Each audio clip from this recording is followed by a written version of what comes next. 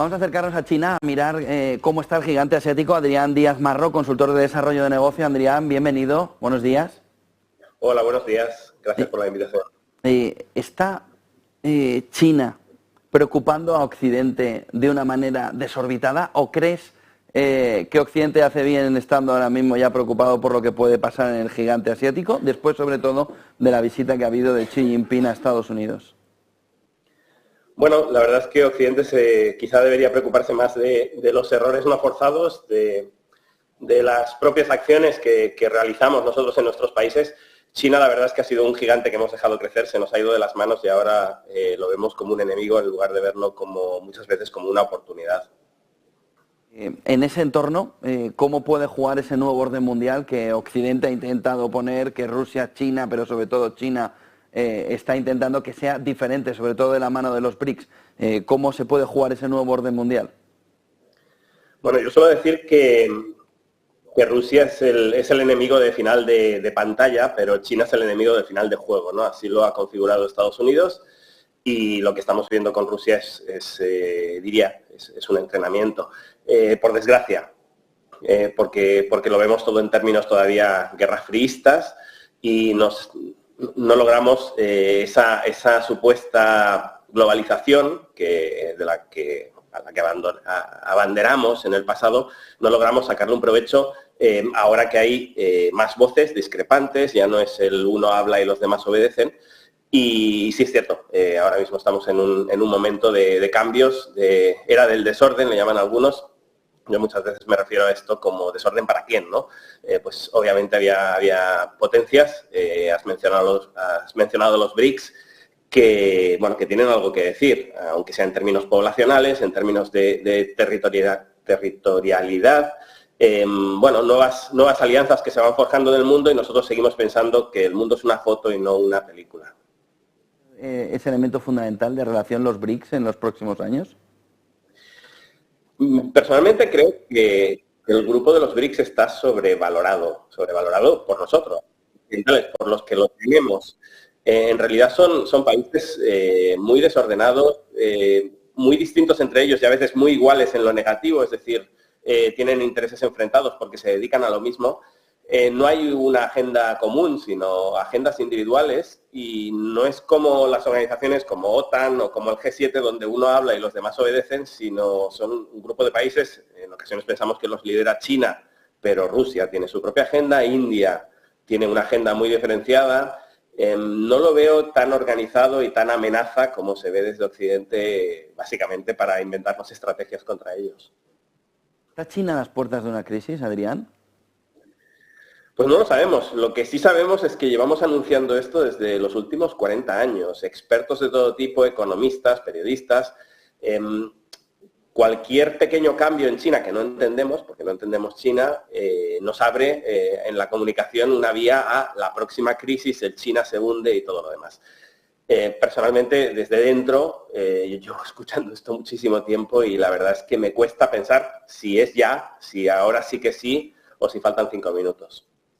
Lo que es evidente es que la crisis inmobiliaria está impactando, ¿no? Sí, lo que pasa es que si miramos para atrás la hemeroteca, hemos visto crisis inmobiliarias en China narradas por Occidente, como te decía, desde hace más de 20 años. De hecho, el libro más famoso sobre este tema, de Gordon Chang, un supuesto experto en China en Estados Unidos, es de 2001. El colapso inminente de China es el nombre del libro, ¿no? Llevamos pensando que es inviable el precio de los alquileres con respecto al precio de la compra desde hace más de 20 años y ha seguido creciendo sin parar. Llevamos pensando que con los sueldos que cobran los chinos es imposible que paguen este tipo de viviendas desde hace 20 años y ha seguido creciendo sin parar. Por lo tanto, la sensación que tengo, que sí, que obviamente hay unos precios disparados, no sé si llamarlo burbuja o no, pero sí que están fuera de lo que nosotros consideraríamos precios normales, pero lo que tengo claro es que las métricas que utilizamos para definir una burbuja, pues hasta ahora han fallado estrepitosamente y por tanto ese estallido de la burbuja que esperamos, que no sabemos si se ha dado, pero se ha amortiguado, que no sabemos si todavía está por darse, pues obviamente no lo sabemos porque todas nuestras métricas están mal. Un último punto, Adrián. ¿En qué nos equivocamos a la hora de opinar y mirar a China desde Occidente? Tú que estás allí, que sobre el terreno ves toda esa fotografía, tocándola, ¿no? ¿En qué nos estamos equivocando a la hora de opinar y de mirar al gigante asiático? Principalmente, lo que he visto durante todos estos años ha sido, los occidentales creamos unas métricas que nos sirven para medir nuestros países, más o menos eficientemente, y las extrapolamos a todo el mundo. Intentamos medir economías, me refiero exclusivamente al ámbito económico, pero sería extrapolable a temas sociales. Creamos esas métricas que nos sirven para medir, como digo, nuestras economías, pero cuando llegan a China, esas métricas no nos sirven, pero en cambio tomamos decisiones a través de esas métricas. Y lo peor es que el gobierno chino en muchas ocasiones, el propio entorno chino, nos ayuda con ello, porque te voy a poner un ejemplo, cuando China se unió a la Organización Mundial del Comercio, tenía que pasar tenía que pasar por el aro unas cuantas mediciones. Por tanto, tú me pides que yo te mida esto, yo te lo mido. Tú quieres que te dé este resultado, yo te lo doy. En ocasiones pensamos que China nos engaña con las cifras, que China manipula las cifras. Hay muchas pruebas, incluso declaraciones de los propios políticos chinos que se sienten incapaces de hacer una serie de mediciones que hacemos en Occidente por la propia idiosincrasia de la economía y de la sociedad china.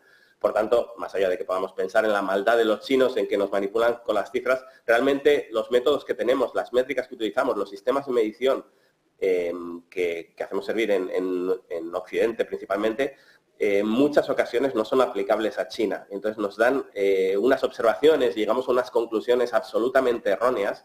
Creo que eso se solucionaría tranquilamente visitando el terreno, actuando sobre el terreno, haciendo esas mediciones y comparándolo con la preferencia revelada de las acciones, y veríamos que no tienen absolutamente nada que ver con la realidad que vivimos los que vivimos en China. ¿Crees aún así, en una cosa que nos has dicho en esta respuesta, que hay una parte de manipulación en las cifras chinas, o crees que eso es un invento también de Occidente? No, por supuesto que hay una manipulación de las cifras chinas. El gobierno chino tiene un concepto de la información muy hermético, muy nacionalista. Cualquier elemento informativo es sujeto de ser usado en mi contra, por tanto voy a controlar ese elemento informativo. Pero yo diría que no es el principal problema para que no entendamos China. Es el principal problema quizá con respecto a lo que nos quieren ocultar los chinos, pero con lo que nos muestran los chinos y con lo que podemos ver cuando visitamos China, cuando vivimos en China, creo que sería suficiente para una aproximación mucho más lógica de lo que es China y el mercado chino. Muchísimas gracias, Adrián Díaz. Gracias por estar con nosotros hoy en Negocios. Buen día y buen negocio, Adrián. Ha sido un placer. Buenos días, un placer. 9:11.